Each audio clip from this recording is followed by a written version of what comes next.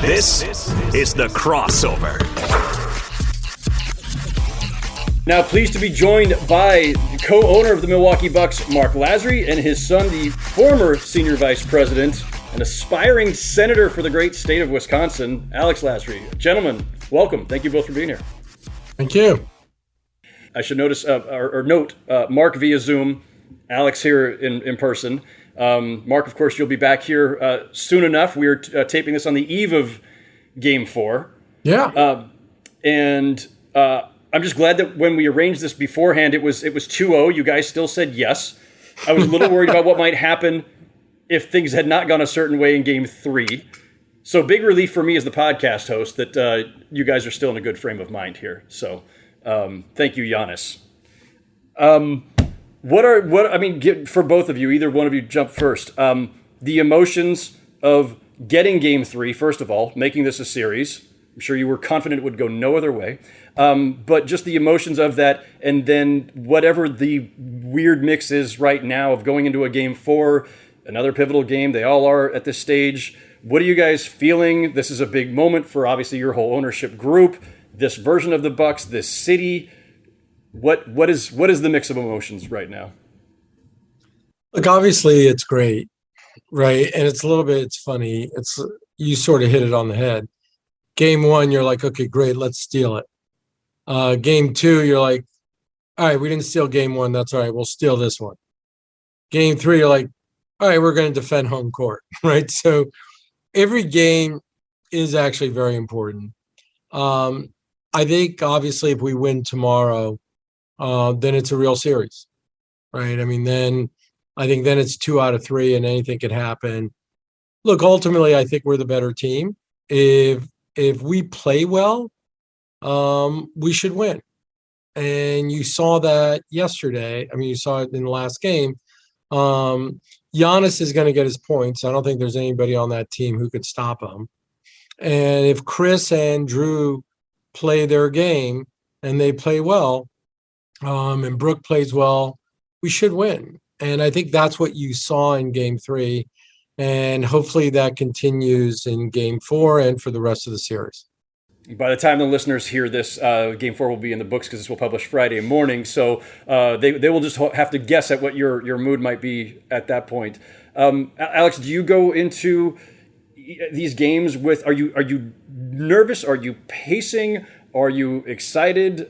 How do you channel it all? I go into these games really excited. I go into every game thinking we're going to win every game, and so my predictions don't always seem to go the way I want. But look, I think we've got obviously one of the best teams in the league, and I think when you've got Giannis, Chris, and Drew, I think that's one of the best big threes in the NBA because you've got 3 guys who can play both sides of the basketball, and I think that's something that's really special. And I think coming then to Milwaukee, look, I think we're really hard to beat at home. I mean, we've, so far, knock on wood, we've only lost 1 game at home so far. And, that's why I think being able to, come home and defend our home court, we've got, some of the best fans in the league. And so, I knew kind of going into Game 3, I felt very confident that we were going to be able to protect that game. And I think going into Game 4, it's, as my dad said, if our guys play our game, sometimes the NBA just comes down to make or miss league. And I thought in games, 1 and 2, we just missed a few shots and they made a few shots. And Game 3 kind of swung the other way. I mean, when Phoenix cut it to 4, we then hit a couple shots and they missed a few. And I think when you get to this level of basketball, it kind of comes down to, whose shots go in and whose doesn't. You mentioned the fans and the fan support, and I mean, it's insane. I've only seen on TV, so I'm here now, of course, and I was here for Game 3, but of course I was inside in the red zone or some kind of colored zone that the NBA has created for those of us who have been tested and vaxxed and everything else. So I'm not out amidst the people, but those scenes are insane in a good way. Your arena's still just a few years old. This is the first time I've been here for the postseason at all, actually. I'd been here for a regular season game. How much did you guys, in planning the arena, was that drawn on, inspired by Jurassic Park in Toronto? And because this is like that on steroids and other things, many other illegal substances, maybe some HGH or something. But it's crazy. Did you design it that way intentionally? And did you ever have any belief or wildest fantasy that you could fill that kind of space with 25,000 people outside the arena? I'd love to tell you that's what we thought was going to happen. I think when we built it and we had that space, the question for us was, look, this will be great. Hopefully during games, and you always dream. You dream that during a game, you'll have more people who want to be there. So hopefully we'll get 2,000 or 3,000 people there. And we thought that would be great. I don't think we remotely envisioned that you'd have 20, 25,000 people. I mean, it is, you're packed. I mean, it's standing room only. You'll see it. I mean, you go out there and it feels like this huge open space. And even like a couple hours beforehand, you'll have like 10,000 people and you're like, wow, this is insane. And then it just keeps on growing and growing until you can't move. And I think it's fabulous. Look, I think it's a testament to the city. It's a testament to the fans. I mean, we're literally having about 40,000 people to every home game. That's amazing.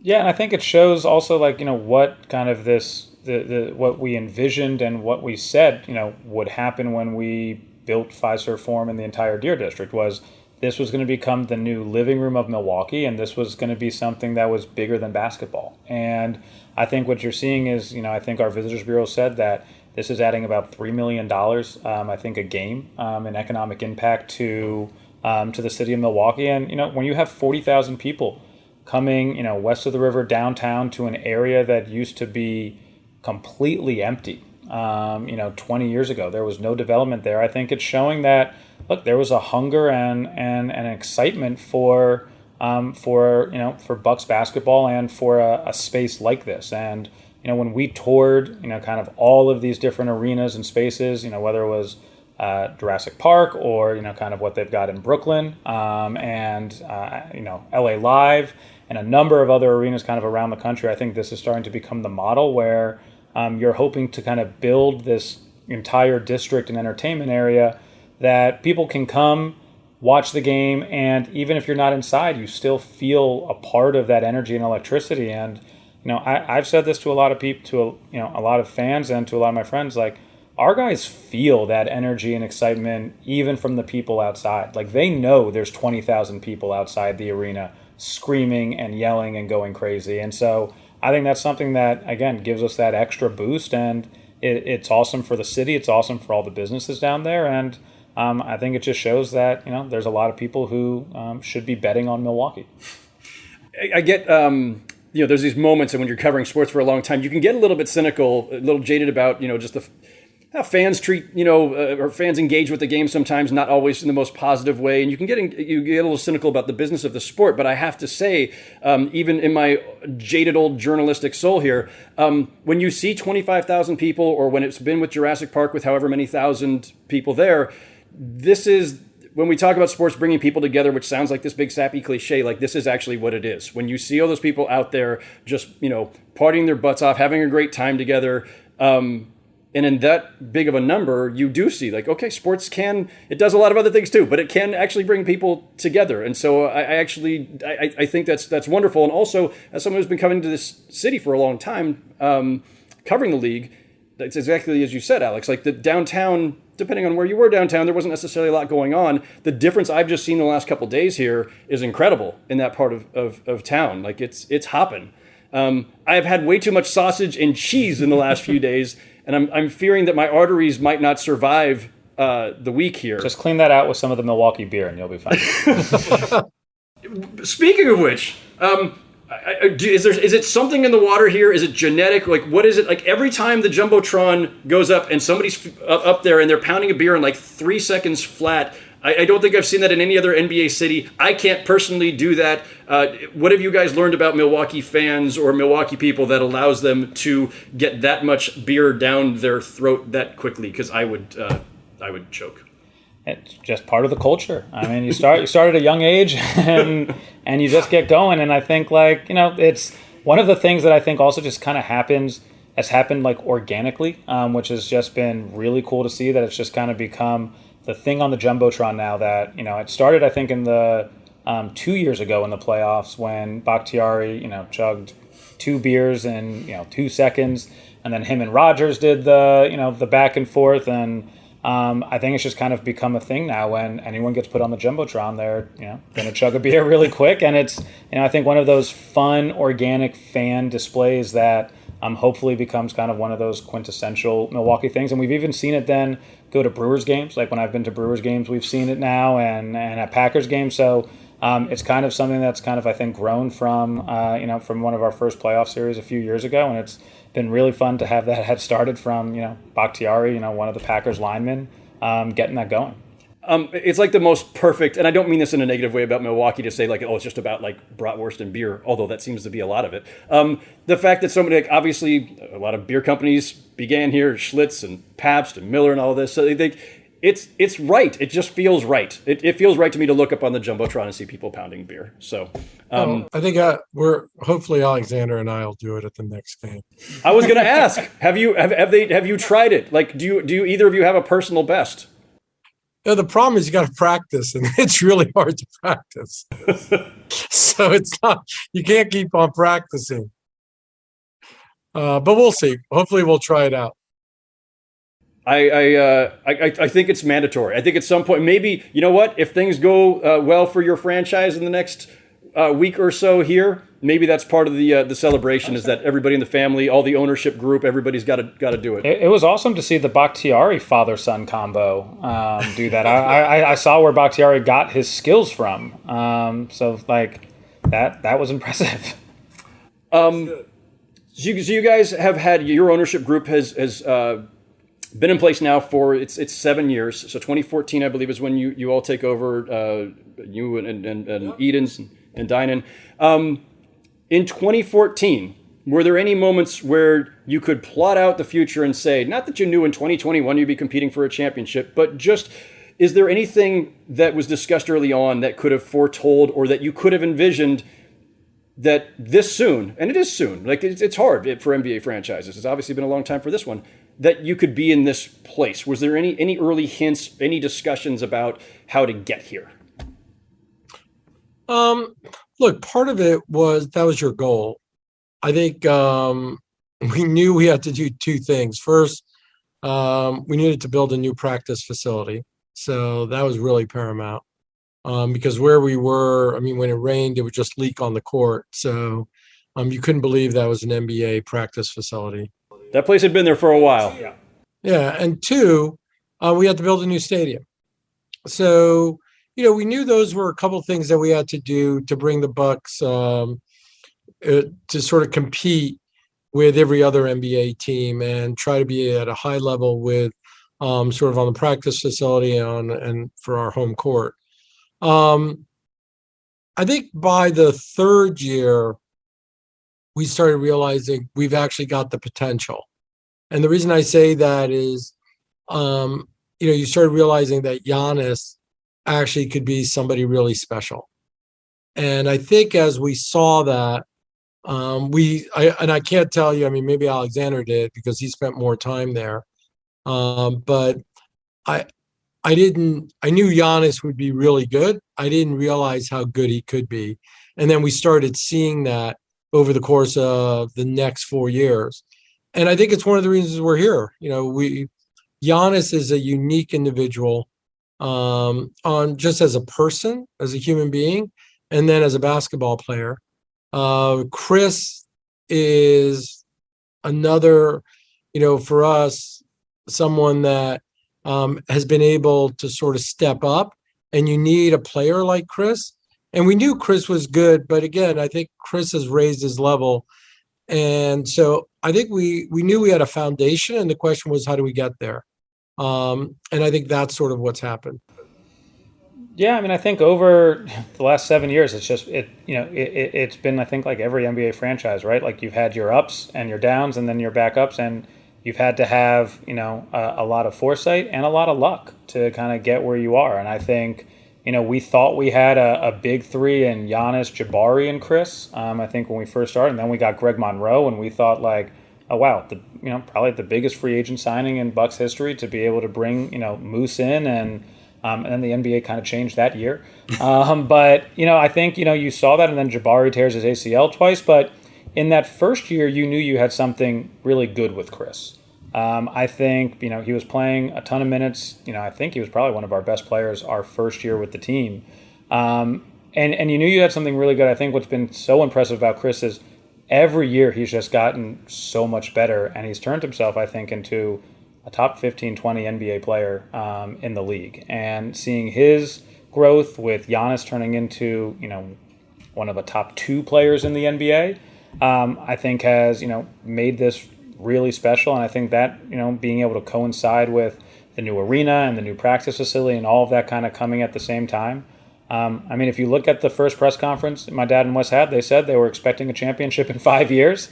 I don't know if that was just their normal bluster, but they expected one in 5 years. And in 5 years, we got to the Eastern Conference Finals, and we were 2 games away from going to the NBA Finals. And so, there were a lot of ups and downs, a lot of luck involved. But I think, having bringing in Horst and Bud, to kind of take the team to the next level. And then now being able to add Drew, Tuck, and the rest of the guys, like it's all come together, and it's been a really special year. Obviously, these things, as you say, like there's always a little bit of luck involved too, and there are decisions you make along the way where it's informed, but sometimes it's your best hunch, right? And especially when you're making GM changes or coaching changes, you guys have had both of those things happen over the course. That's again normal for NBA franchises, but. There was some bumpiness in the GM search before John Horst was in place.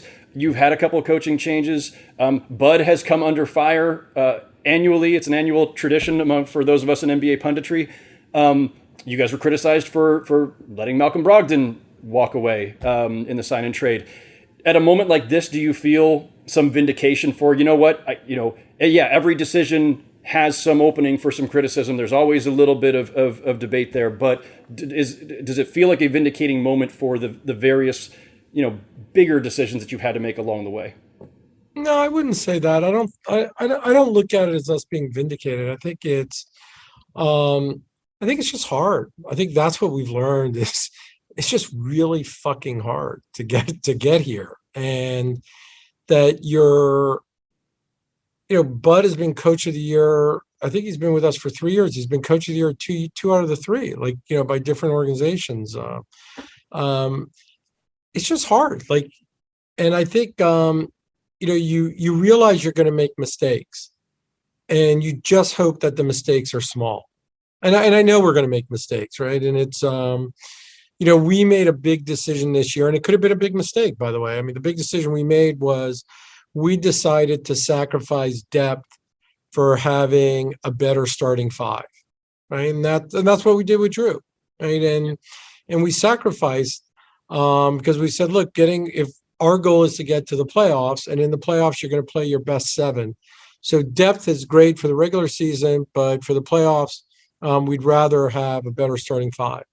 But that means your guys have to play, and it means your guys can't get injured, right? And so I wouldn't tell you it's vindication. I think it's you realize how difficult a road it is, and that to get here, it's a lot of hard work, but it's also a bunch of luck. And the simple one for that is Kevin Durant. Kevin Durant, they're down 2. The cojones on that guy to not drive to the basket to try to tie the game, or do a pull-up 2, but to go backwards and do a turnaround 3 to try to win the game. And he misses. The shot goes in, but he misses by an inch. His foot's on the line. That's luck. It's not like you could plan it. Right? We were trying not to get him to get the ball, and he still got the ball. We were trying not to get him to shoot. He still shot. So I think you see that a lot of this is luck, and it's hard work. It's just, we were in the right place at the right time, and things have worked out.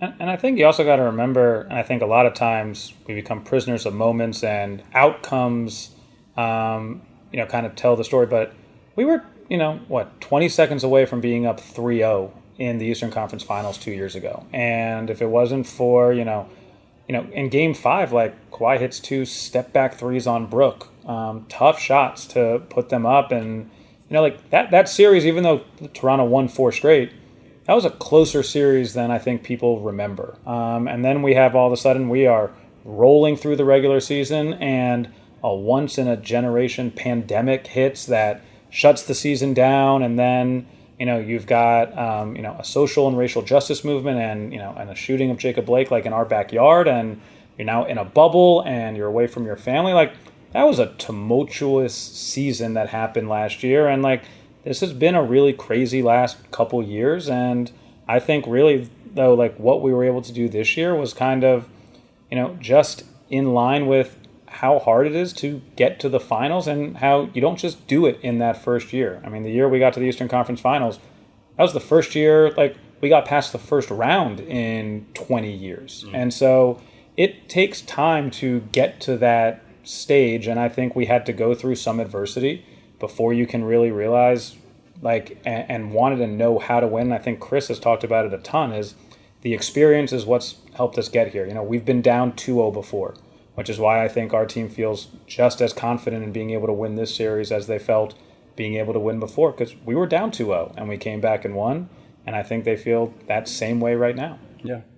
I want to come back to Jacob Blake and also just, social justice and some of the things that you guys went through as a franchise and, as, of course, as a league last year. But sticking with the basketball for a minute, one of the things that's striking about, and I wrote this recently, and Mark, you and I have talked about this before, as you know, I'm a big advocate for the idea. Like, I've been a big market resident all my life, but I'm very much about the idea that these small markets in the NBA or the non-destination markets need to have belief. There needs to be hope. There needs to be a way. And when LA or New York or Miami or whoever else is building super teams, my thought is always, if you cannot find a way for Milwaukee and Indiana, Memphis, and the rest of these to have hope and build a different way to combat that, then I think that's corrosive. I think that's bad for the league and bad for a lot of fan bases. So here we have a finals where you guys are one of the smaller markets. Phoenix is like mid-market, but hasn't been a destination for quite a while.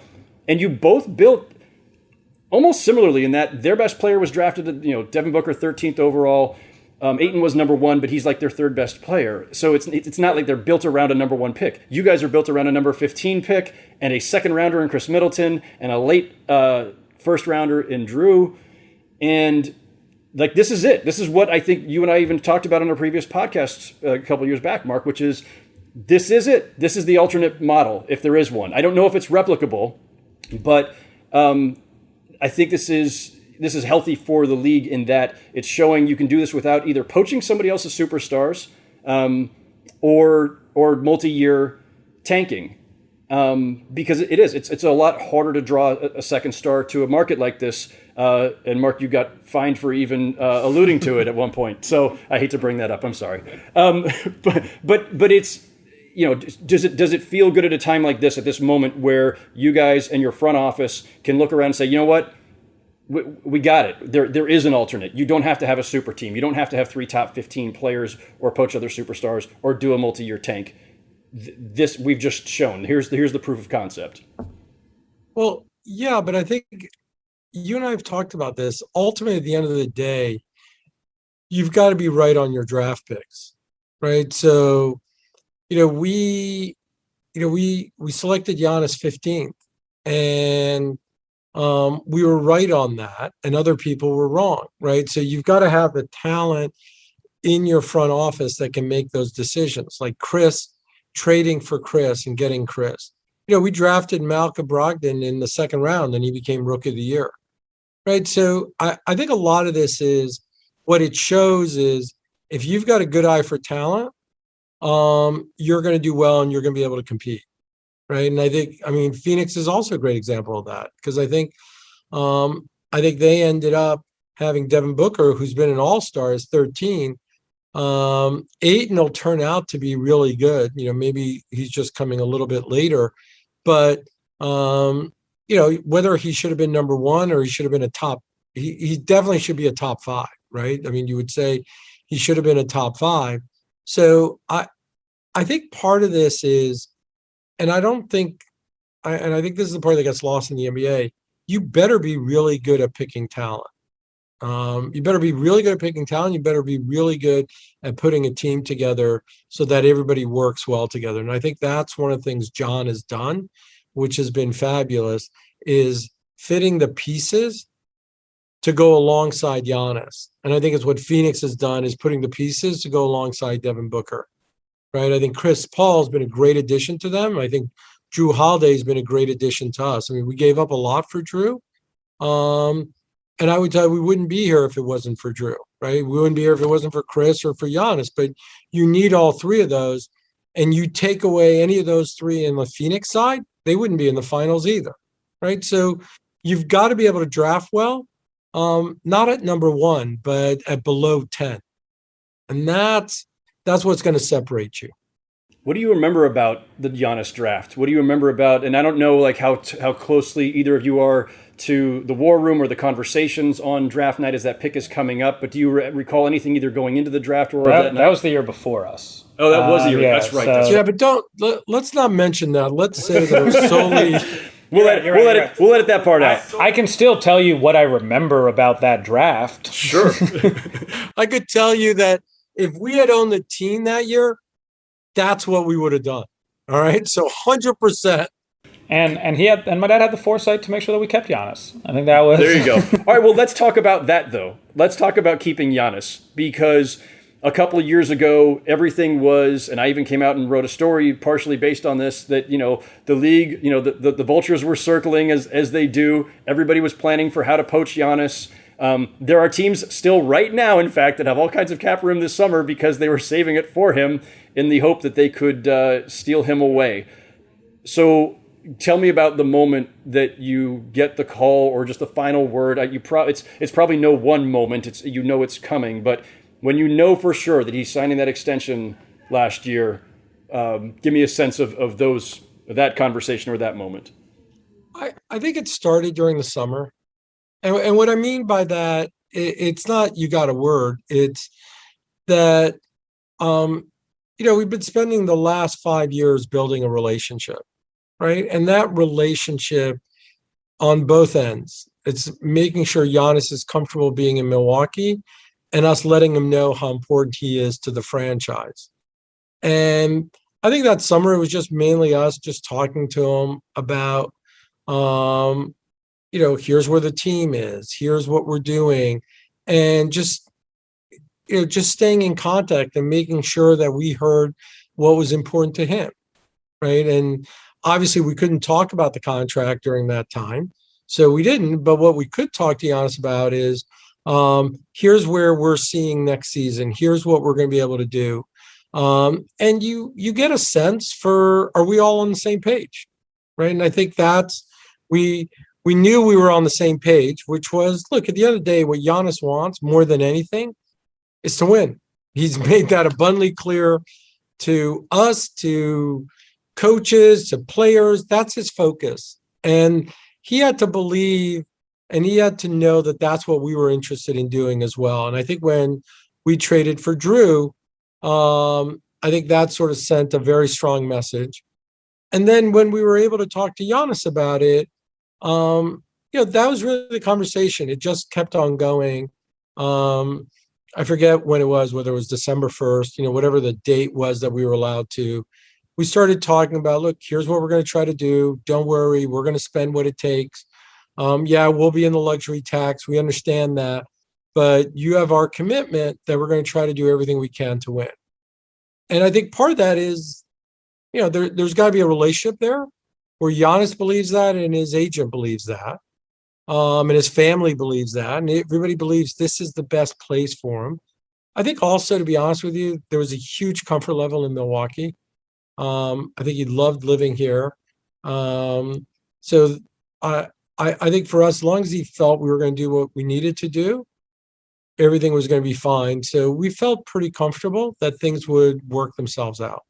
I'm reminded of the question that and Dan Flores did this in Basketball, A Love Story, where it was to all the coaches about winning a championship, relief or joy. Re-signing Giannis, relief or joy? Joy. I mean, joy for me, from my end. I mean, like I kind of agree. Like there was always this feeling that I think we always felt, hey, Giannis loves Milwaukee. He had reiterated in the press all the time how much it would mean to win a championship with the city and team that drafted him. He had a great relationship with, and has a great relationship with, Horst, who was part of the team that drafted him and had been with him, since he first moved to, America and to Wisconsin. With my dad, Wes, and Jamie. And, I think it was just, something that we were like, okay, awesome. Like, this is really exciting. This is going to be, now hopefully we can finish what we started, which was to try to win a championship. And so for me, it was a lot of joy. Yeah. You mentioned a little bit about the things you learned along the way. Is there anything specific that, you now, if you could talk to 2014 versions of yourselves about the NBA itself, about basketball? We all think we know basketball from the outside, and you guys are in the midst of this in a very different way than I am. But I've been in a lot of gyms and around a lot of teams. You guys are in the internal workings of this.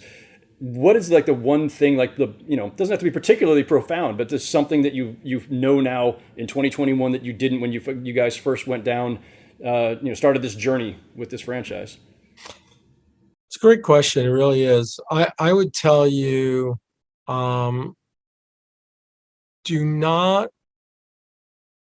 judge things on what's happened in the past, but try to judge things on what you think is going to be the future, right? And I think I think when I look back, that's where we made a lot of mistakes in the first couple of years. I think and Greg Monroe was a great guy and still is, but at the time, if you think back to 2014, he was one of the biggest free agents available. And we focused very hard on getting him because we were like, we need a power center.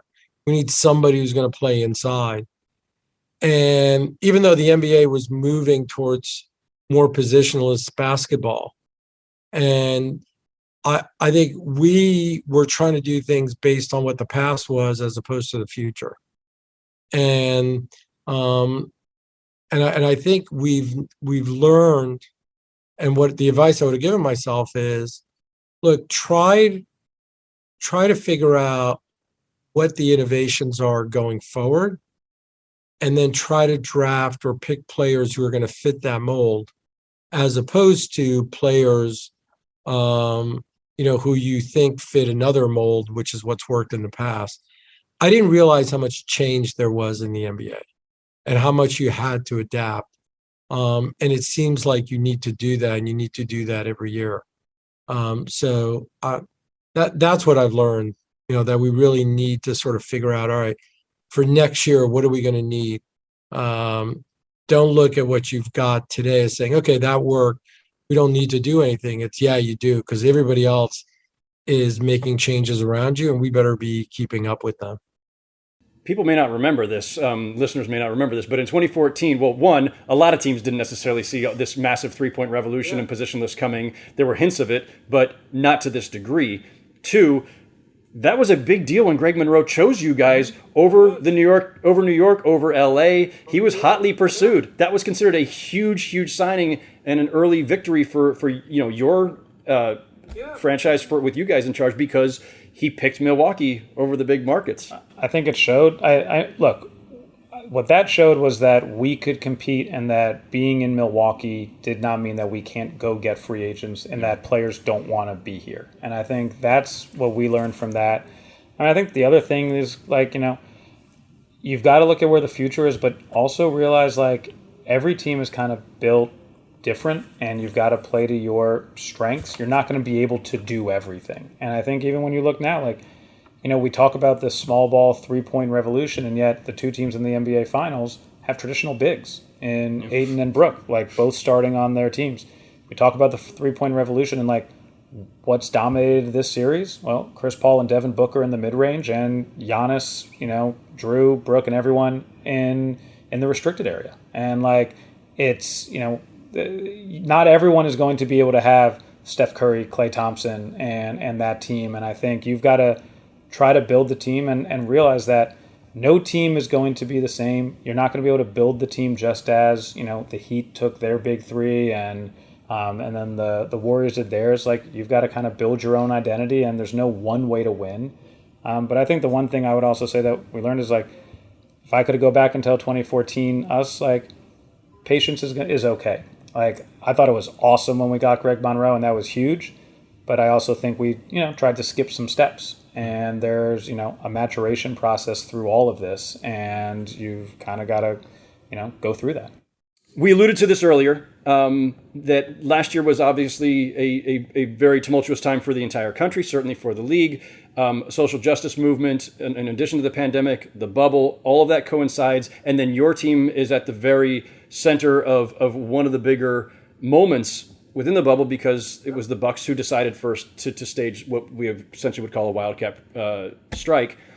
What do either of you recall about that night, and what was your role? What do you feel your role should be in a moment like that, as ownership, as team officials, when the players are coming to you and basically saying, listen, this Jacob Blake thing, it's weighing on us. We can't go out there tonight. We can't do this. This is not a time for basketball. How do you guys respond, and what is your responsibility in a moment like that? I think part of it is, and I think this part is very important. You've got to be close to your team. You've got to sort of understand the players. And I think for at least on our side, on my side, on Wes's side, on Jamie's side, I think we've got great relationships with the players. And, when we were told what was happening, I think all of us just immediately understood it and supported the players in their decision.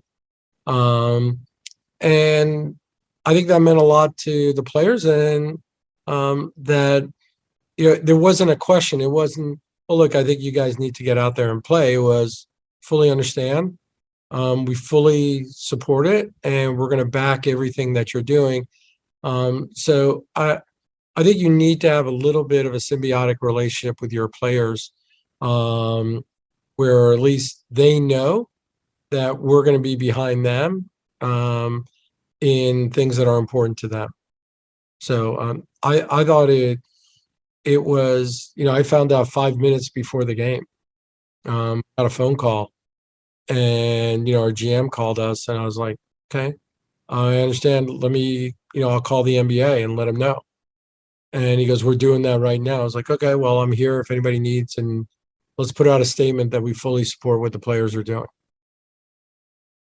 Yeah, I mean, I think that's our role, right? Like the players, basically said, like, hey, this is something we want to do. And I think being able to support them and say, hey, we're behind you 100%, and tell us how we can be helpful. And, we started getting calls from, the guys saying, hey, we want to learn more about what's going on. Can you get some elected officials, on the phone for us? And so we made sure that we did that. We want to put out a statement so that they can put out a statement that says that, they know what's going on, and do something that was pretty unprecedented. And I think, quite frankly, then led a lot of other teams. I mean, like the NFL right after us, which for the last few years had been hammered for their treatment in in this in this similar scenario, ends up teams putting out statements saying, like, hey, we want to we need the George Floyd Policing Act passed, and Roger Goodell apologizing for how they handled the Colin Kaepernick situation. And I think that's something that people will remember the bubble for. And we all want to win a championship, and winning a championship is our goal. But as we said in even our statement, some things are bigger than basketball. And I think what people will remember that bubble for was, the Bucks showing leadership, and the players standing up saying enough is enough. We want action. And, that was something that, I know I couldn't be more proud of them. And that is a moment that I will always remember, and be able to, tell, my kids and my dad's grandkids, like, hey, like, our team, when there was time to stand up for justice, they did it. And I do want to say, because I've been covering this league a long time, and I get every press release from every team all the time in my email box, and you can see the teams that are more engaged than others. I'm saying this is not my pandering in the midst of this. I'm saying you guys have been more proactive on those things, I think, than most. When it was Jacob Blake, when it was previous incidents, when it was your own player being wrongfully arrested. This franchise, I feel like, has been very proactive and assertive about making those statements, being supportive of the players, and also just noting its role, taking a responsibility for the things going on around you in this community. And so I commend the Bucks for doing that during your ownership tenure. That has been, I think, notable and notable compared to many other franchises. So I did want to say that without sounding like I'm pandering too much. Well, there's a legacy that we also have to, that we had to fulfill. I mean, Herb Cole, being one of the greatest philanthropists that Wisconsin's ever had, being a former senator, like he was, in those fights, on that line and making sure that, him and the Bucks were a leader in being a corporate citizen. And I think, we're trying to make sure that we kind of fill those big shoes. Before I let you guys go, a couple quick ones, because you mentioned the Senator Cole. You are now running for Senate. Alex, as a Democrat in Wisconsin. Mark, you both have been obviously heavily involved in politics. You know how nasty this can get. You also know that, straddling that line as sports entrepreneurs or sports owners, running a team, and also being engaged with politics or social justice, that there's always a little bit of a risk there. How do you feel about Alex's run? How do you feel about the confluence of NBA fandom and the politics, and how your fans react? Any thoughts on just this thicket that Alex is wading into? Look, it's hard. I actually really do believe in America. I think here, what this country was built on was trying to always do the right thing. It is that beacon on the hill. And I know it sounds hokey, and for us, that's sort of how I've always viewed it. And I've told Alexander, look, you were lucky enough that life has worked out for me. We have an obligation to help others. I hope, you're going to choose a life of public service. And I think it's something he's been really interested in. And look, I think I'd love him to be the senator, because I think he'd be, obviously I'm biased, I think he'd be a great senator, but I think he really cares and he's trying to help others. And it's selfless. Look, at the end of the day, you've got to want to help other people. That's the reason people get into public service, right? And it's hard. It just is, because there's a lot of people who will attack you for doing a lot of things. So it's just part of life, and I think you got to get used to it. Are you prepared for all that? Yeah, I mean, you get that's part of the price of trying to then be able to do some good work. And politics, just like sports, is very personal for people. It's very intense, and like we've seen it. Everyone's got an opinion. Everyone thinks they're right, and this is a very personal thing, whether it's your politics or your sports. And I think, for me, trying to do good and trying to make a meaningful impact on people's lives is something I've tried to do my entire life. And, it's something that we've tried to kind of use as a moral center for the Bucks, making sure that we're, trying to make sure that we're building a championship team on the court, but off the court as well, and being that true corporate citizen. And now in this run, trying to make sure that we can try to bring some change and hopefully get some real things done that's going to be able to move this country forward. Mark, are we going to see you in the next season of Billions? This is really important stuff I got to get to before we go. Obviously. I mean, first of all, I don't understand why I'm not the lead, but that's between me and my agent, but I'm working on that, man. I'm working on it. We'll get Koppelman on the phone and see what we can figure out. We'll get him. All right. Yeah, you got to bring Alex on. You got to get Alex on there. Also, Alex, you also have to catch up to your dad on the. He's had the celebrity game at All-Star Weekend. We haven't seen you get out there yet. So. I know I'm not a celebrity yet. I think that's the problem. win the Senate race first, then play in the Celebrity All-Star game. Guys, this has been great. Mark, I know you got to go. Congrats on all the success so far. Good luck the rest of the way. Congrats on the baby coming and the grandchild coming. This has been a blast, guys. Thank you.